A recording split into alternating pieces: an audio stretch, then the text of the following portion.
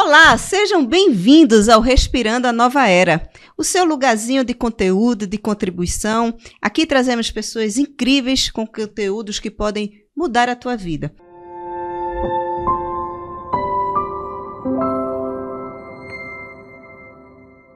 E comigo hoje eu vou conversar com Marcelo Cavarzan. Marcelo, que é consultor, mentor, palestrante, escritor, com mais de 12 anos ajudando empresas a unir gestão eficiente, liderança inspiradora e foco no cliente. Tudo isso para alcançar uma alta performance. Marcelo, seja muito bem-vindo. Vai ser um prazer conversar com você. Na verdade, é sempre muito bom estar com você, conversar com você. Você é uma pessoa muito boa de estar junto. Obrigado, Mônica. Obrigado pelo convite. Obrigado pelo espaço, é um prazer estar aqui, né? Sempre contribuir é bom, né? Comunicar-se é excelente, né, na vida da gente. E vamos trocar experiência aqui, falar sobre empresa, sobre gestão de gente, sobre crescimento, troca de energia e de conhecimento. De conhecimento. E o nosso tema vai ser como pequenas e médias empresas podem atingir alta performance com gestão estruturada, liderança eficaz e foco na experiência do cliente. Negócios não crescem sozinhos. Eles são construídos por pessoas que sabem aonde querem chegar. Sem dúvida. Fala um pouquinho da tua caminhada, da tua história profissional, da tua vida, como é que você chegou no seu lugar hoje, no seu lugar de autoridade em consultoria. Muito bem. Bom, eu tenho 53 anos, né? Sou nascido no interior de São Paulo, uma cidadezinha chamada Vinhedo, que é uma cidade pequena, né?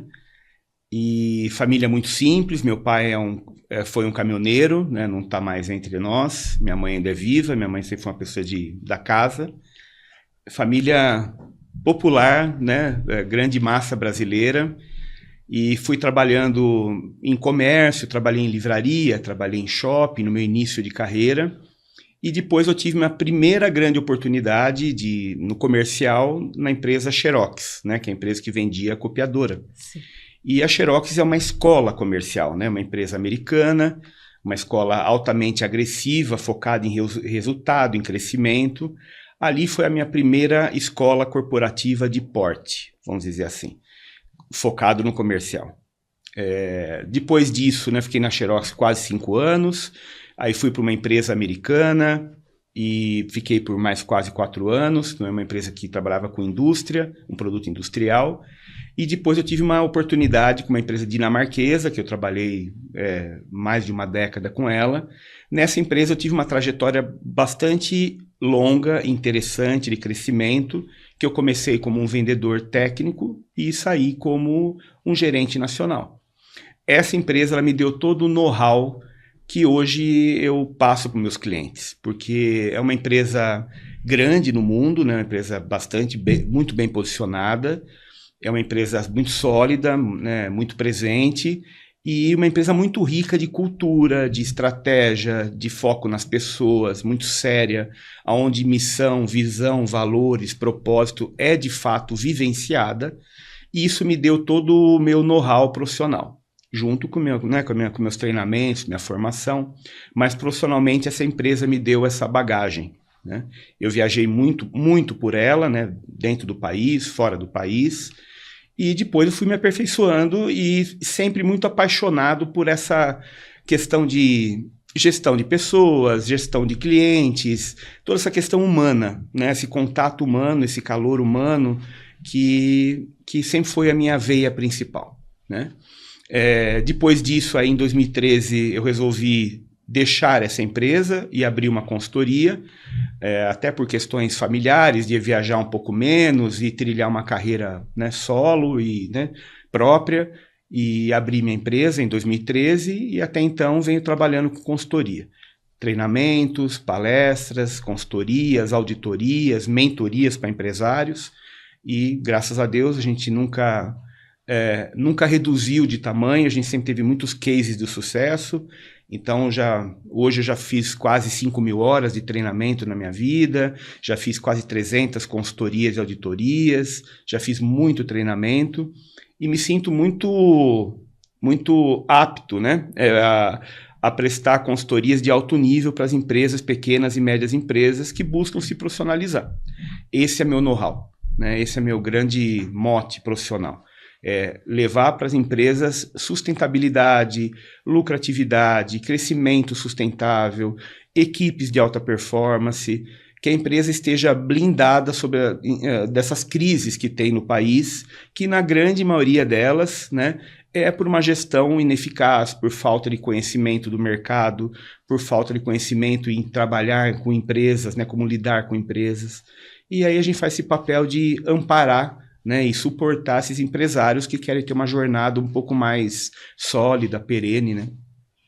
É isso. E diante de tudo que você falou, uma palavra que eu acho que resume um pouco do teu trabalho é um planejamento. Sim. Você chega numa empresa e você faz um planejamento. Uhum. Como é que você descreve esse planejamento versus pessoas dentro de uma organização? Bom, existe um índice que ele é bastante alarmante, né, que o Sebrae ele divulga. A cada 10 empresas, 6 fecham antes dos 5 anos de existência. Então, é um índice bastante alarmante. Então, 60% das empresas não ultrapassam a marca de 5 anos. Elas param pelo caminho. E esse estudo ele é um pouco mais aprofundado. Aí, quais são as razões que essas empresas não conseguem, né, perpetuar? E tem algumas delas. Então, a primeira delas, as pessoas abrem a empresa sem fazer um plano de negócios daquela empresa que ela está abrindo. Ela abre muitas vezes na emoção, ou porque gosta do assunto, gosta do tema, gosta do setor, mas abre sem Ou pelo sonho de ser empresário. Sonho de ser empresário, porque no Brasil hoje existe uma onda muito forte, né? Torne-se empreendedor, né? Que é fantástico, inclusive, né? É uma carreira, né, maravilhosa. Mas não é fácil. Mas não é fácil. Então, as pessoas abrem sem ter um plano de negócios, né? Ela não sabe para quem ela vai vender, como ela vai vender, a que preço ela vai vender. Então, ela abre um negócio e a partir do momento que você ganha um CNPJ, né? Quando você vai lá na junta comercial e a junta comercial te dá um CNPJ, você tem muitos ônus e bônus, né? Então você ganha o bônus de ser um empresário, mas você tem o ônus de muitas obrigações, né? E essas obrigações, elas dependem de muito conhecimento para andar as coisas. Então não se tem planejamento. Então não se planeja para abrir uma empresa. Então a falta de planejamento é uma delas. O segundo ponto é que as pessoas abrem empresa sem ter um capital de reserva, né? um fundo de reserva, né? Porque o ideal é que você tenha 18 meses de recurso guardado para se manter empresa e vida pessoal. Esse é o número, os meses, o período ideal, que eu tenha 18 meses de dinheiro guardado para cumprir com as minhas despesas pessoais e as despesas da empresa. Esse é o número mágico. Utopia, né? No Brasil. Mas tem empresários que fazem isso, mas a grande maioria não tem reserva quase que nenhuma. Abrem, às vezes, deixa a empresa, o dinheiro da rescisão, que é o dinheiro de segurança. Então, isso já é um risco muito grande. Muito alto. Você ter uma reserva de menos de 6 meses, por exemplo, é um risco muito alto de você ficar já endividado já no começo de uma operação. Esse é outro ponto, falta de reserva financeira. Então, falta de planejamento, falta de reserva. Terceiro grande erro, misturar as despesas. Tem empresário que abre empresa, aí ele vai vendendo algumas coisas e mistura tudo. Mistura de conta pessoal com a conta da empresa, não sabe o que é um prolabore, não sabe o que é uma retirada, e aí as coisas vão andando de mal a pior. Quarto ponto, não conhece o mercado que está se inserindo. Muitas vezes a pessoa fala, eu quero abrir uma cafeteria porque eu adoro café. Só que isso não é o suficiente para uma empresa ter sucesso, né? Gostar do que você está consumindo e passar a produzir. Então conhece muito pouco as nuances daquele setor, daquele mercado. E o quinto ponto não sabe nem precificar. Então a precificação errada mata um negócio, né? Não saber nem estruturalmente como se faz preço. Então, isso são 5 principais fatores. Quando a gente estuda esse índice de a cada 6 empresas vão ficar para trás, de 10, 6 vão ficar para trás. Quando a gente olha um pouco mais profundamente, são esses 5 pontos. Só fazendo um parênteses, Mônica, que assim, quando você tem 3 grandes momentos de abertura de empresa. Você tem um momento que é o marco zero, que é quando você ganha o seu CNPJ e você vai ter que colocar dinheiro para essa empresa andar. Então é o momento que você faz investimento nessa empresa. Esse é o momento 1. Existe um momento 2 de qualquer CNPJ, que é o momento que as pessoas atingem o ponto de equilíbrio. Essa já é uma vitória para o empresário. O que é esse ponto de equilíbrio? A empresa ela não necessita mais de investimento, ou investimento bancário, ou investimento dos sócios. O que ela gera de receita, ela paga todas as contas, ela gera um prolabore para os sócios, ela fica no 0 a 0, que é o famoso BEP, Break Even Point, né, o BEP. Esse é um momento muito bacana para o empresário, já é uma vitória. Já. Porque ele para de pôr dinheiro e a operação está retroalimentando. E o terceiro grande momento é quando a empresa já tem lucro. Então, ela já paga todas as contas e há uma geração de lucro. Aí o empresário pode fazer uma boa estruturação, onde ele pode investir, ele pode, né, guardar parte desse valor e fazer investimento em maquinário, em equipamento, na equipe. Aí ele vai sabendo trabalhar com essa lucratividade. Então, são esses 3 momentos que uma empresa passa. Então, muitas das empresas não conseguem nem chegar no momento 2, que é nem empatar. Porque ficam, na verdade, sem esse planejamento, sem essa organização, ficam metendo o pé pelas mãos. E já começa a sangrar a empresa Sangrar também, a empresa, né? E começa já a emprestar muito dinheiro, começa a ir para banco, começa a ir para parente, aí a empresa está toda desorganizada. Que é muito desses casos que a gente pega. São empresas, assim, boas, que têm uma marca, que têm um produto, mas da porta para dentro ela está completamente desestruturada. É uma loucura, é um turbilhão de emoções. Nossa. É o que acontece. Falando em alta performance, não é sobre fazer mais, é como fazer melhor. Na sua opinião, alta performance está ligado a trabalhar mais? Trabalhar muito? Não.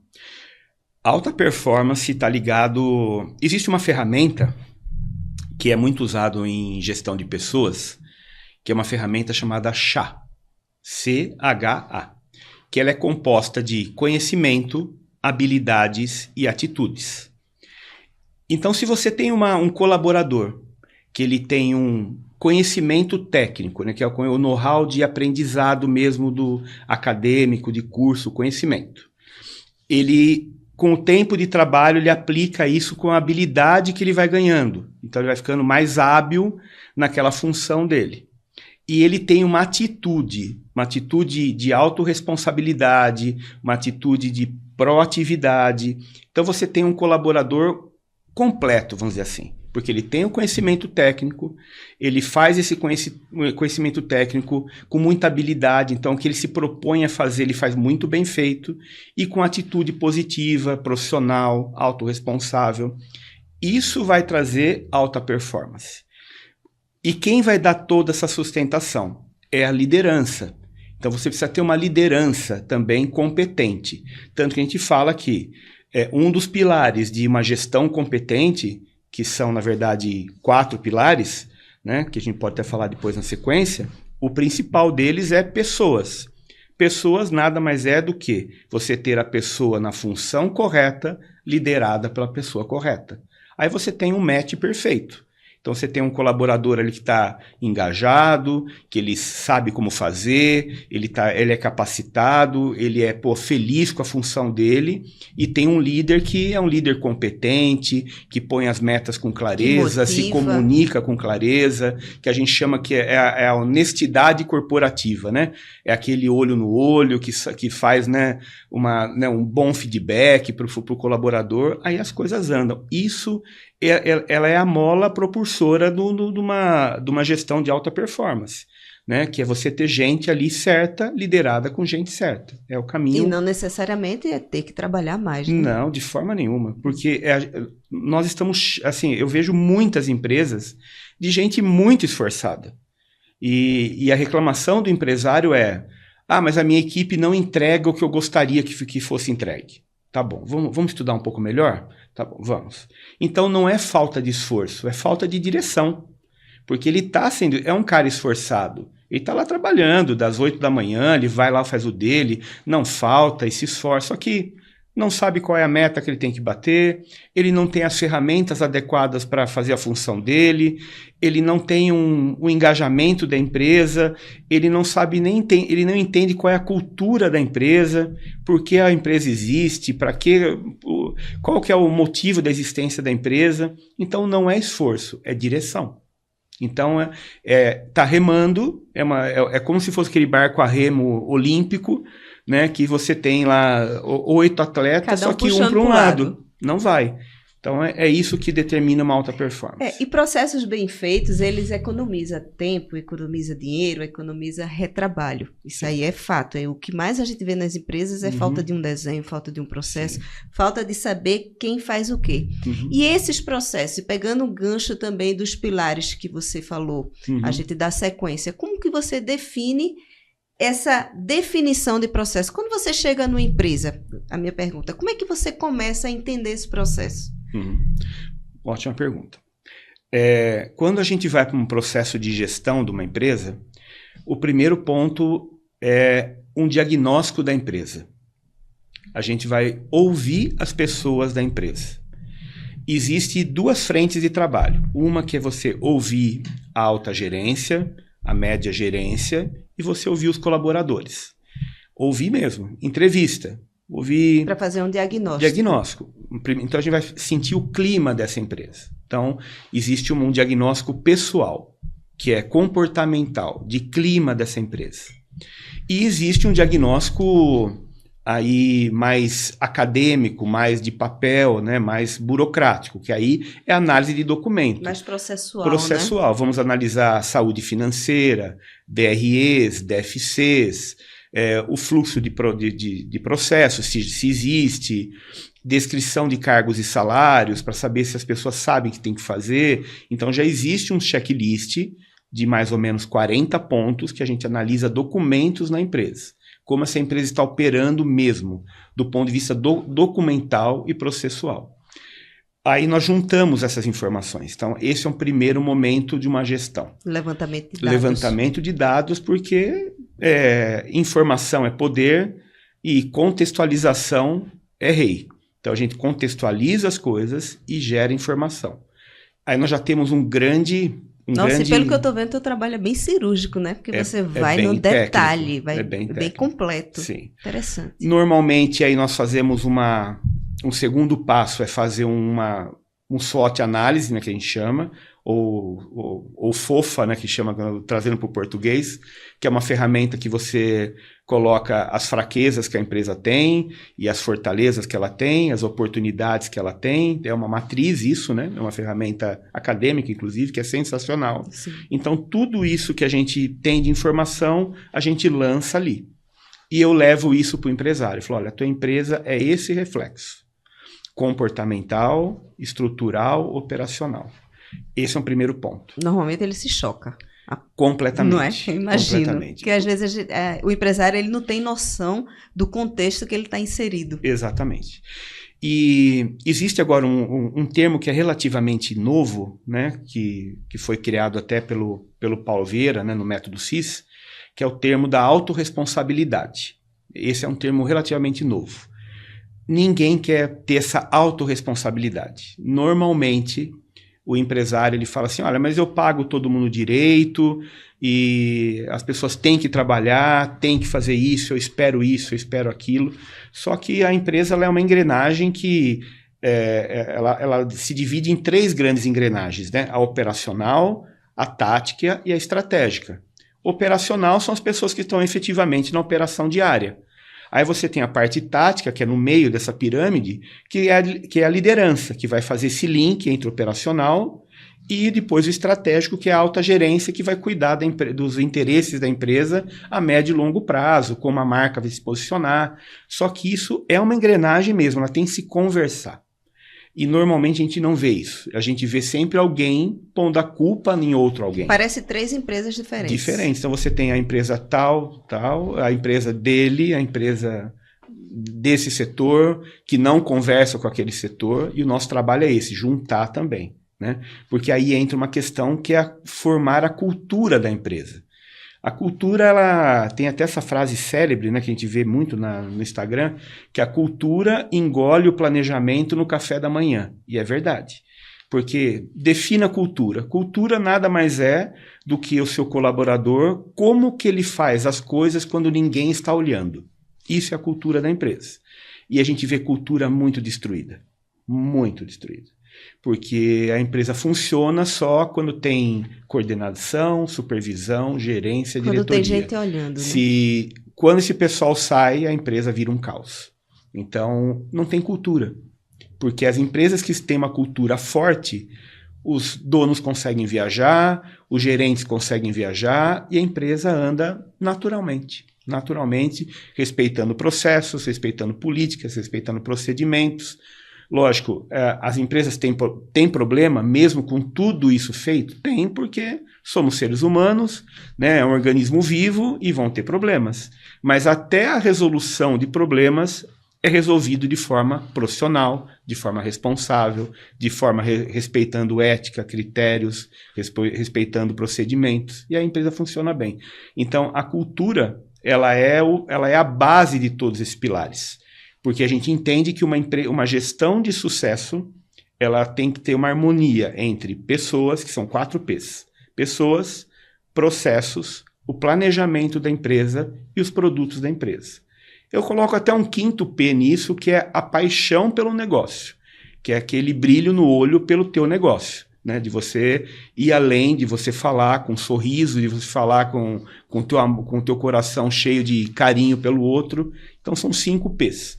Que levam qualquer empresa, qualquer case de sucesso que a gente pegar, médio porte, grande porte, são empresas que estão extremamente estruturadas nesses 5 P's e têm uma raiz muito forte, que é a cultura, que sustenta tudo isso. Eu sou muito fã de processo. Eu costumo dizer que um processo bem definido, ele não deixa dúvidas. Não precisa ninguém estar cobrando, as coisas funcionam. Um processo e uma respiração alinhada.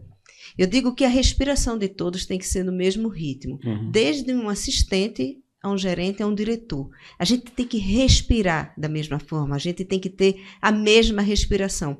Quando qualquer pessoa desse grupo destoa, respira diferente, desequilibra o contexto todo. Então, um processo, e você gostar do que faz, você amar, você acordar e dizer assim, eu vou dar o meu melhor. Hoje eu vou dar o meu melhor. Isso faz toda a diferença dentro da empresa. Toda. E quando a gente chega lá, a gente sente essa respiração nas pessoas, total. Inclusive na direção.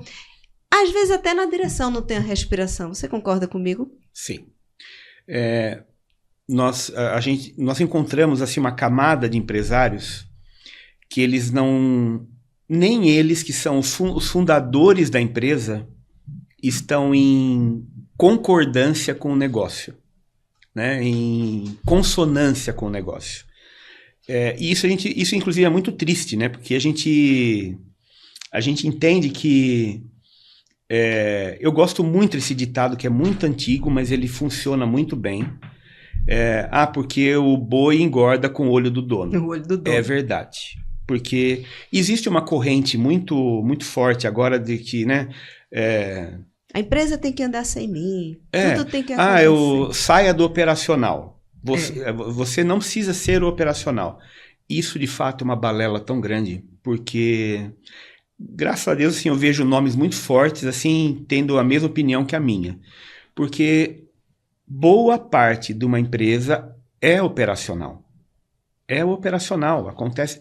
Um setor de vendas, ele não é vendas por si só. Ele tem muito operacional, um departamento de vendas.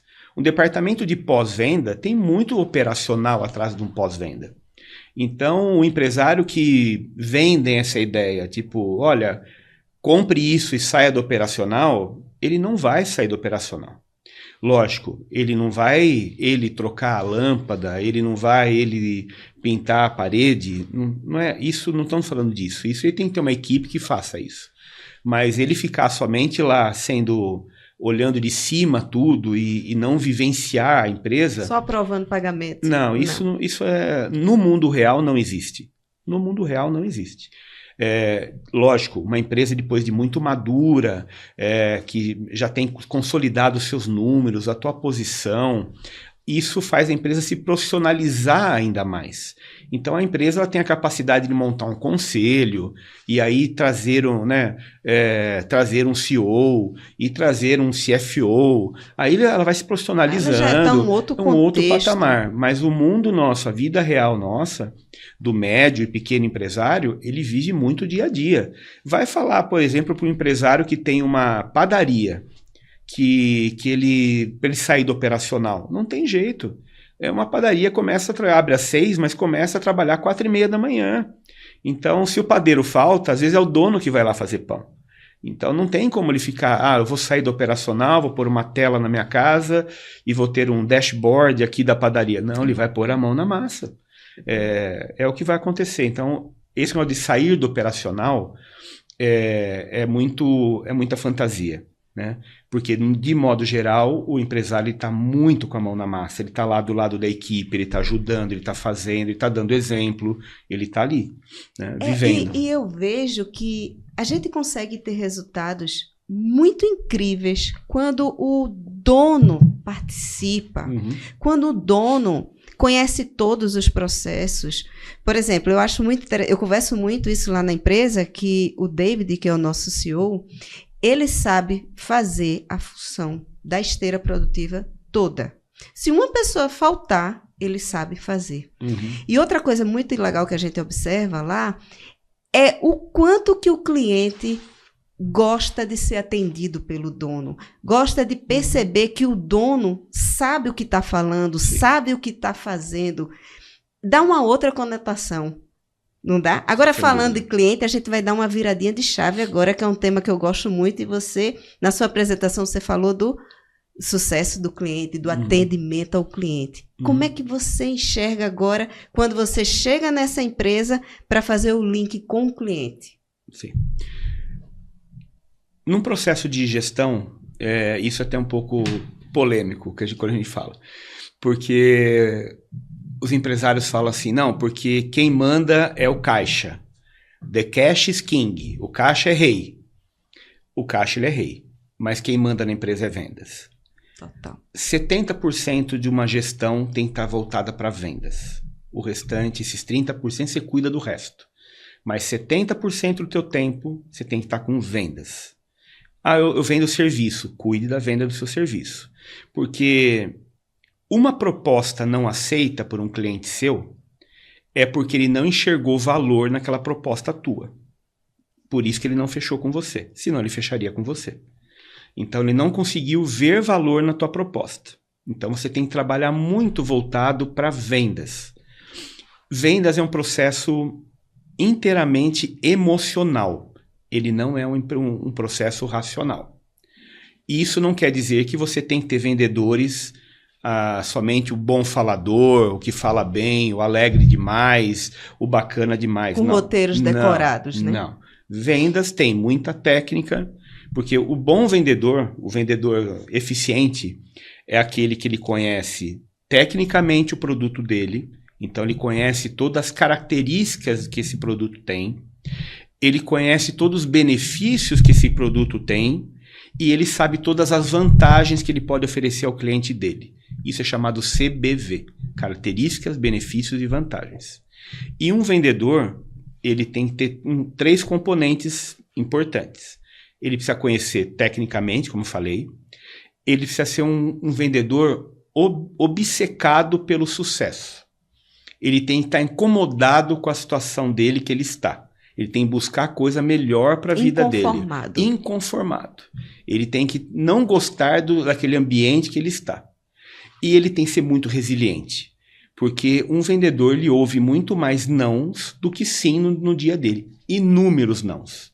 Porque é o bendito funil de vendas, né? Para você chegar a 2 sims, você às vezes tem que fazer 30 leads ou 40 leads para gerar 10 propostas, que 10 propostas vão fechar 2.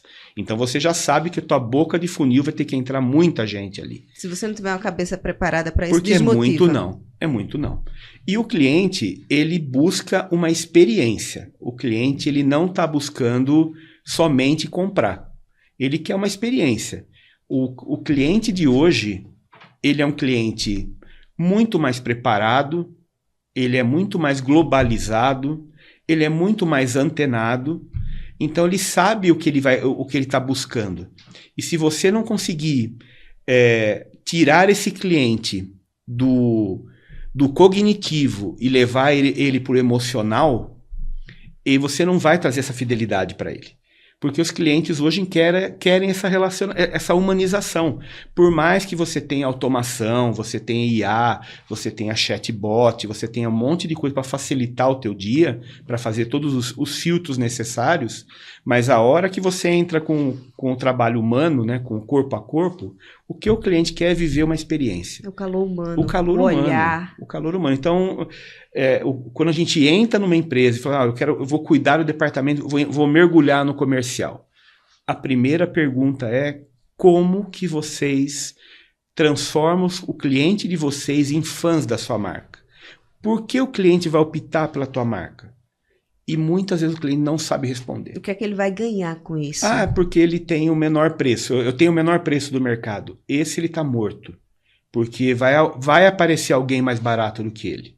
É uma questão de tempo. Então, é a conexão, é a experiência, é o cuidado, é o como a gente fala. Aí a gente trabalha toda a cadeia de comunicação do cliente, desde o momento da geração de uma proposta até a entrega de um produto.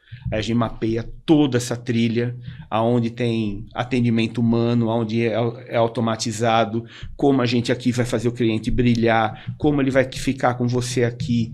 Então a gente entende, a gente acredita, isso até pela neurociência, por pesquisas, que o cliente quer conexão humana, ele quer viver uma experiência positiva com você. É isso que vai segurar o cara. E um cliente satisfeito, ele não só compra de você, como ele faz questão de te indicar. Sem dúvida. E é interessante que você falou a questão de menor preço. Em muitas situações, até o preço ele é derrubado. Às vezes você paga mais caro pela experiência, por um atendimento diferenciado. Então, muitas vezes, numa mesa de negociação, não é o preço que vai falar mais alto. Não é. Não é o preço. Pesquisas agora recentes mostram que o que define você comprar um produto ou serviço, o preço e você tinha que anotar, você tinha que elencar 10 coisas. Quais são as 10 coisas importantes para você comprar um produto ou um serviço? O preço aparecia no 5º lugar. Os 4 primeiros eram só coisas emocionais. Emocionais. Atenção, prazo de resposta, tom de voz do atendente, tudo ligado à emoção, à conexão. Eu aprendi esse dia uma coisa muito, muito bonita de ouvir. Eu estava ouvindo um podcast com o pastor André Fernandes, ele falando da origem da palavra concórdia, de concordância. E a origem da palavra, que é concordes, é quando você está em sintonia com o batimento do teu coração com o outro. Vem a origem da palavra concordância. E é isso que as pessoas buscam, concordância. Né? Quando você faz um acordo, né? Uma concordância com alguém, é que você está em sintonia. Né? Então, nós estamos aqui porque você me fez um convite, eu aceitei. Eu tenho certeza absoluta que nós estamos em concordância. Então, a nossa frequência, a nossa energia, ela está completamente alinhada. E é isso que os processos comerciais bem-sucedidos, né? As empresas grandes, né? Que quando as empresas já estão num outro patamar, que a gente chama de brand heaven, que é o paraíso das marcas, né? Quando a marca já atingiu um nível de relevância e de amor por aquele produto, que não se fala mais de preço. Né? Então, quando você vai lá comprar, por exemplo, um óculos da Prada, ou uma bolsa da Gucci, ou uma bolsa da Louis Vuitton, ou um tênis da Dolce & Gabbana, você não está pensando no preço, você está pensando na conexão emocional com aquela marca. É o status que ela vai dar, a relevância que ela vai dar, de você postar que você está lá no shopping tal comprando aquilo, aquilo. A confiança que você já tem nela. A confiança no nela. produto, que você vai estar super antenado na moda. Isso o preço já ficou para trás há muito tempo. né?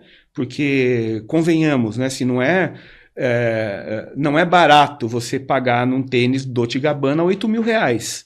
Mas a marca tem uma potência que vai lá e as pessoas compram. Né? A marca tem autoridade. Autoridade e tem fila para comprar.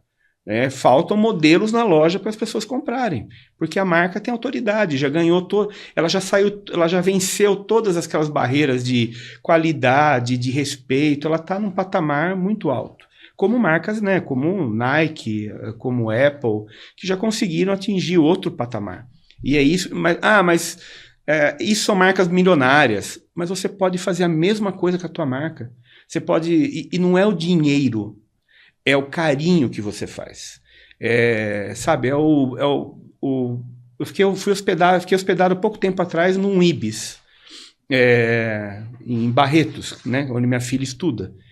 Entrei no quarto, no Ibis, que é um hotel barato, né, não é um hotel, né, é um hotel de trabalho, né, a categoria que ele está, né, colocada. Tinha lá um bilhetinho lá da camareira: olha, eu sou a Aline, eu que cuidei do seu quarto, sinta-se à vontade, com bombons, sonho de valsa. Você já abre um sorriso, né? Já faz a diferença. Muito acolhedor isso, né?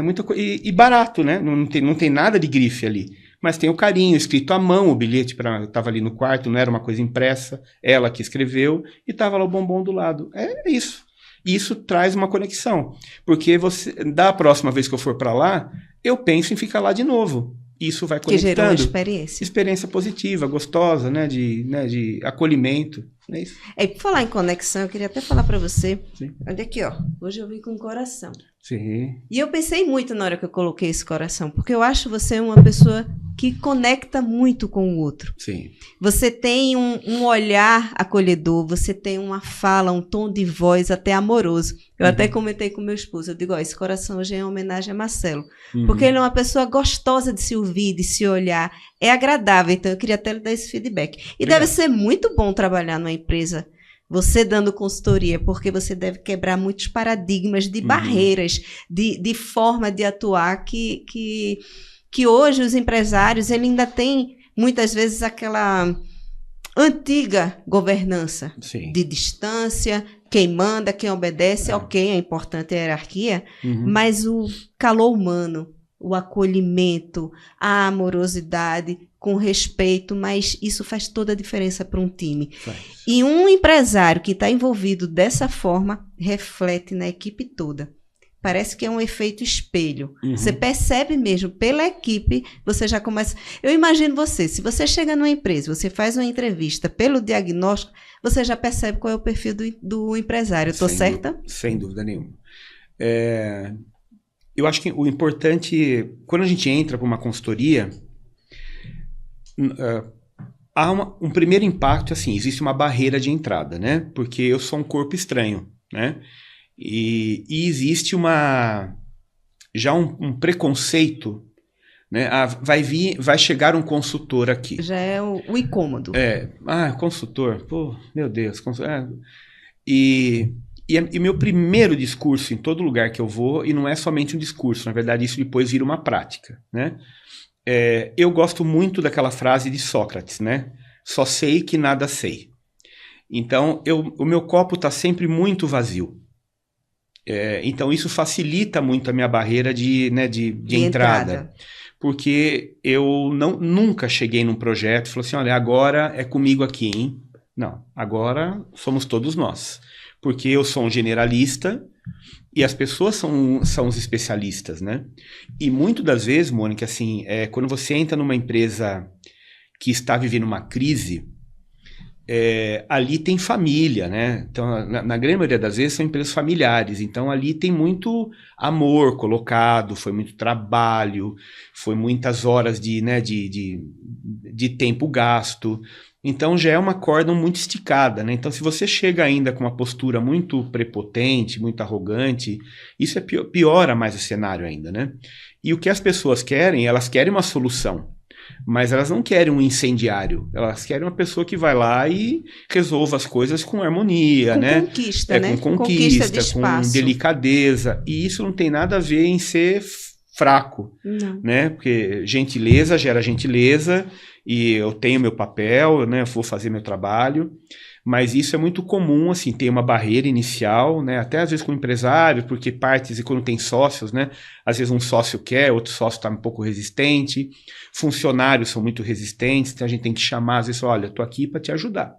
Não estou aqui para tirar o teu lugar. Para não gerar insegurança, né? Insegurança, mas isso é muito comum. Mas eu aprendi na vida que isso, desde, né, dessa base familiar, né, tem uma mãe muito carinhosa, assim, foi muito amorosa, e depois as empresas que eu pude trabalhar também sempre deram muito valor para as pessoas. Essa empresa que eu trabalhei muitos anos, era uma empresa muito voltada para as pessoas. De forma genuína mesmo, dava muito valor para as pessoas. E isso eu aprendi que não tem nada a ver com você ser duro, que se você ser mais rígido você vai conseguir mais, não tem nada a ver. Isso não vai medir a autoridade, Nada, não vai medir o nenhuma, respeito, nenhuma. nada Então, disso. Zere o teu ponteiro, eu gosto sempre assim de falar, zere 2 ponteiros na tua vida. O ponteiro da necessidade de elogio, porque isso te joga fumaça nos teus olhos, e zere o ponteiro do ego. Se você vai com o seu ponteiro zerado da necessidade de ser elogiado e o teu ego desligado, você entra, você vence as barreiras, respeita as pessoas, põe o teu trabalho e as coisas andam, vai andando. Agora, pegando uma fala sua, empresa familiar. Qual é a tua percepção sobre isso? Você percebe uma dificuldade maior em trabalhar ou não necessariamente? Não, não tem dificuldade.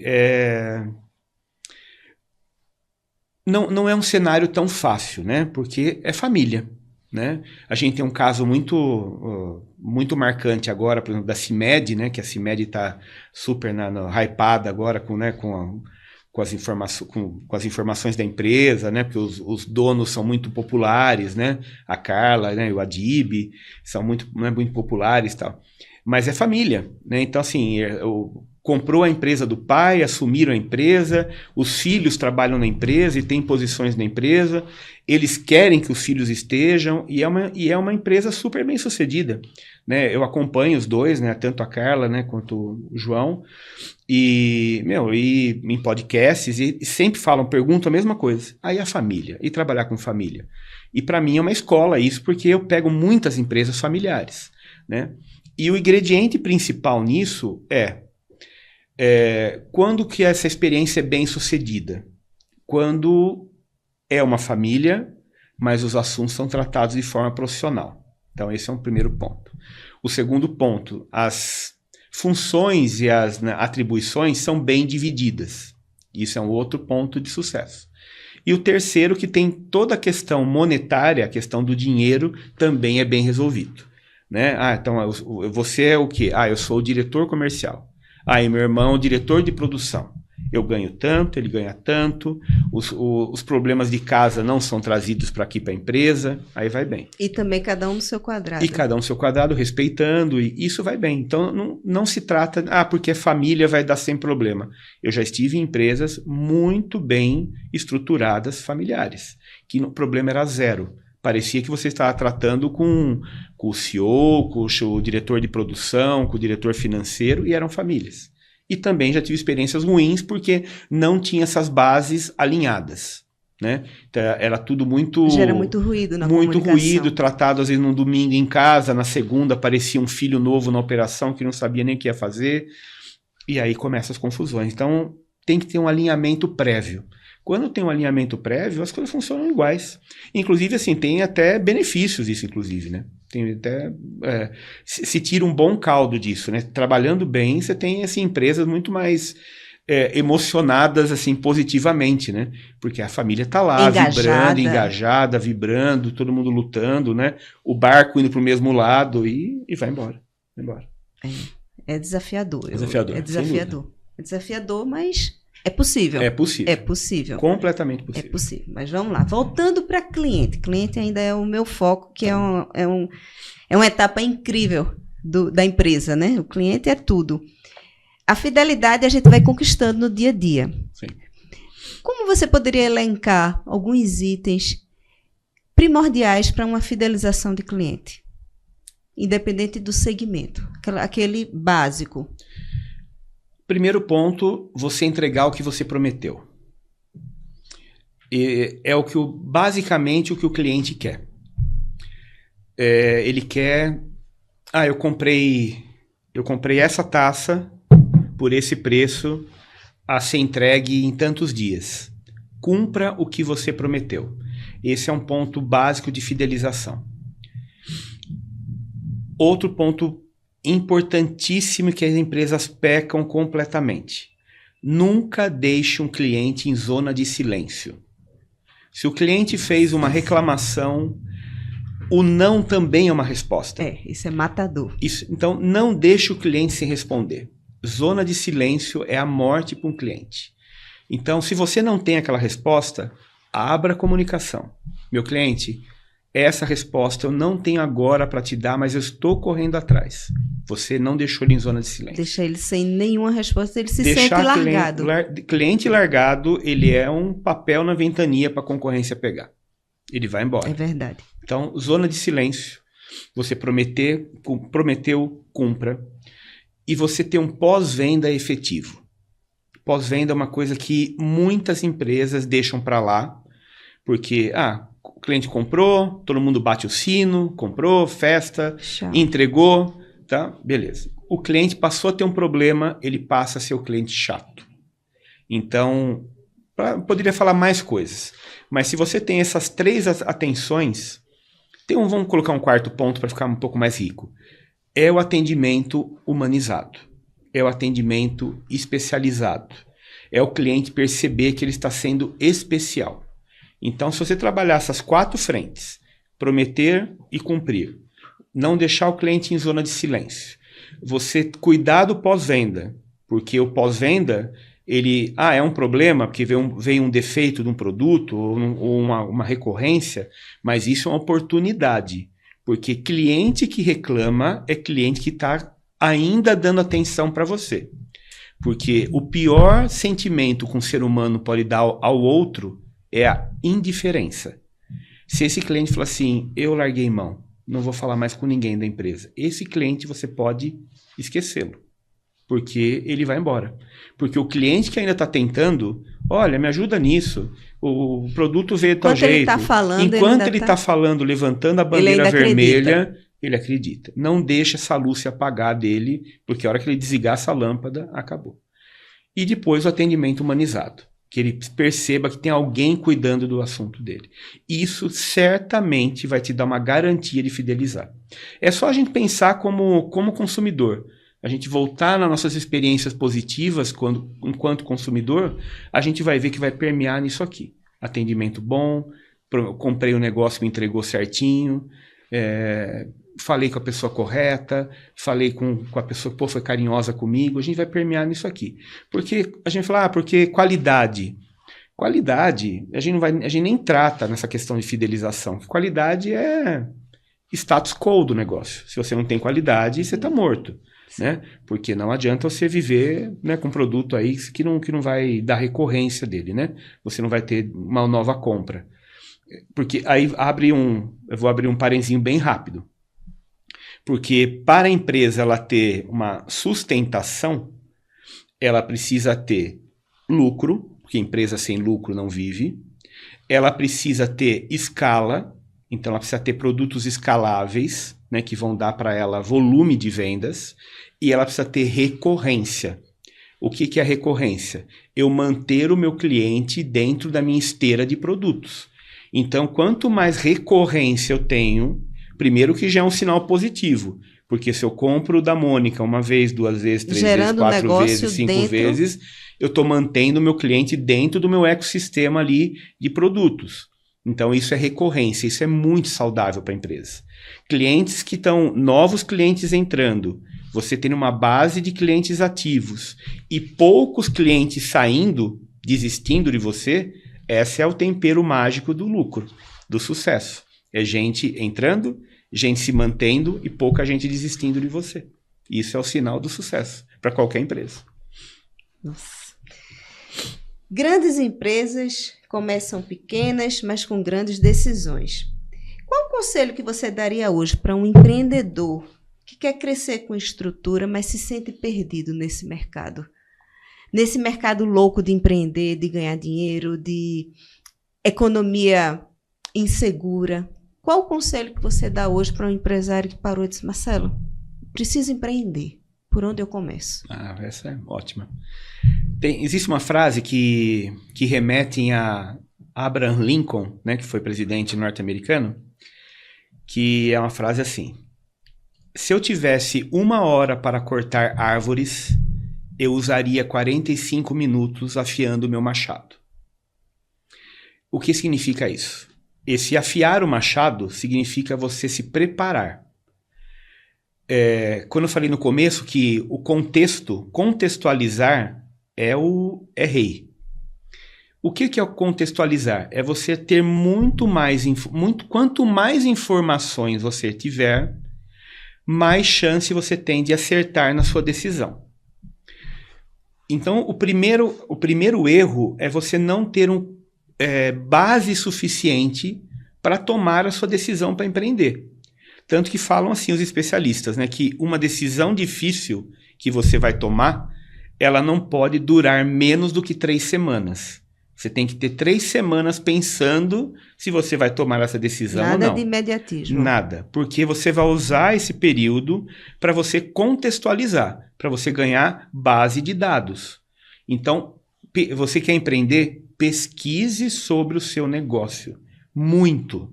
E você tem muitas fontes assim, confiáveis, gratuitas, base de dados interessantes. Você tem desde IBGE da vida, que você vai pegar dados assim geográficos, né, da sua micro-região, de qual que é o salário médio daquela região. Tudo isso é dado de tomada de decisão.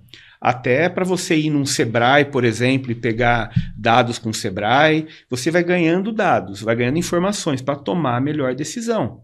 Porque, exemplo, muitos empreendedores abrem um negócio, eu vi um ponto ali que tem o meu negócio, é a minha cara. Ótimo. O que é que você vai abrir? Eu vou abrir uma academia. Academia, perfeito. Para quem? Quem que é o seu público? Meu público é o público jovem. Aí ele abre num bairro que a grande maioria das pessoas são idosas aposentadas. Erro. Mas eu vi que é um bairro de poder aquisitivo alto. Ok, ele viu só um lado dessa equação. Ele contextualizou pouco. Então, para a pessoa que está empreendendo, não tenha pressa de decidir. Invista tempo na coleta de dados. Pesquisas. Dados assim, demográficos, geográficos, econômicos, do local, do mercado, é saturado, não é saturado, qual que é o seu PCI, qual que é o perfil do cliente ideal, para quem que eu vou vender? Para quem que eu vou vender esse produto? É um produto para classe A, para classe B, C e D? Como que eu vou colocar esse produto? Qual vai ser o meu canal de vendas? Qual vai ser meu canal de divulgação? Ele tem que investir tempo na informação. Ele vai mitigar uma batida na parede de quebrar a cara em mais 70% investindo tempo na coleta de informação. É primordial. Quer empreender? Invista tempo, guarde um pouco a emoção, invista tempo em estudar. Estude para você ver se o seu mercado vale a pena. Quantas pessoas que deixam suas empresas, deixam de ser CLT, pegam sua rescisão, eu quero empreender. Porque é bombardeado com o empreendedorismo, eu vou abrir, só que não se prepara nada. Não se prepara nada. E depois que abriu a tua empresa, o que você precisa? Você precisa ter gestão. Gestão, informação é poder. O ideal é o que eu faço nos projetos que eu trabalho. A minha cereja do bolo é quando eu consigo entregar para o empresário uma tela de computador. Que ele consiga enxergar tudo nessa tela. Tudo na tela. Quanto que é o fluxo de caixa, quanto ele tem que pagar, quanto ele tem que ir para receber, qual que é a inadimplência dele, qual que é o estoque, qual que é o giro de estoque. Ou seja, quando ele consegue enxergar compilado, né? Ali, ele fala assim, aqui tá bom, aqui tá legal. Isso aqui não tá bom, isso aqui não tá bom, vamos mexer nisso aqui. Esse para mim é minha cereja do bolo. Quando eu vou desenvolvendo um projeto ao ponto dele ter a operação dele num dashboard e falar assim, olha, tá aqui a operação do dia de ontem, foi assim. Tá aqui a operação da semana, vai ser desse jeito. É gestão. Sem gestão, tem uma outra frase célebre, né, que fala que você não consegue gerenciar o que você não consegue medir. Então, como que você vai falar de expansão de produto se você não sabe nem a margem que você tem no produto que você já tem? Como que eu vou abrir eu vou abrir uma filial. Mas por quê? Você já fez um estudo tributário, fiscal, já fez um estudo de potencial da região, já fez um estudo logístico. Tudo é estudo, tudo é gestão. Sem gestão, a chance de você tomar uma decisão errada é enorme. Enorme. Porque muitas das vezes essa informação vem assim. O mercado está crescendo. Porque esse mercado está vendendo muito. Porque o vendedor falou, se a gente fizer um produto assim, a gente vai vender mais. Vender. Como? Para quem? Que jeito? A que prazo? Porque uma empresa ela é um organismo completamente vivo. Então, para você subir 10% de vendas, você vai precisar de X reais de capital de giro para produzir aquilo. Você vai precisar de mais mão de obra? Você vai usar mão de obra, vai pagar hora extra? Tudo é muito emaranhado e muito junto, que essas análises, na grande maioria das vezes, não acontecem. E aí começam os problemas. É como dizem, empreender não é para amador. Não é. Não é amadorismo, não é aquela fantasia, você dono do meu próprio negócio.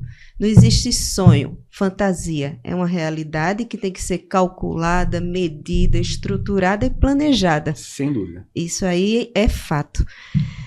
Delícia conversar com você. Mas isso Obrigado. Aqui é só uma pílula. É só uma pílula diante de todo o conteúdo que Marcelo tem pra gente. Isso não impede, lógico, de no futuro a gente fazer outros encontros com temas mais cirúrgicos, porque a gente vai sempre alimentando o público de informações. Todas as suas redes sociais vai estar disponível no vídeo, vai ter acesso, as pessoas vão ter acesso a você, ao seu trabalho. Eu queria agradecer absurdamente a sua presença. Obrigado. Tem um mimo para você. Oh, meu Deus. Muito obrigado, Mike. Obrigado. E tem outro mimo, que aqui é assim, aqui são dois. É em dobro. E eu já estava de olho nessa caneca linda, inclusive, tá chiquérrima. Obrigado, os dois. Então, hoje conversamos sobre planejamento, sobre estratégia, sobre fidelização, sobre sucesso do cliente, que são etapas fundamentais para o sucesso do teu negócio. Agradeço absurdamente a tua presença, Obrigado, agradeço a presença de vocês. Se vocês gostaram desse vídeo, que com certeza gostaram, dá o joinha, compartilha com quem tem que compartilhar, vamos espalhar conhecimento para que isso seja a virada de chave na vida das pessoas, para que as informações que a gente conversa aqui no canal seja sempre contribuição para a tua caminhada. Até o próximo vídeo.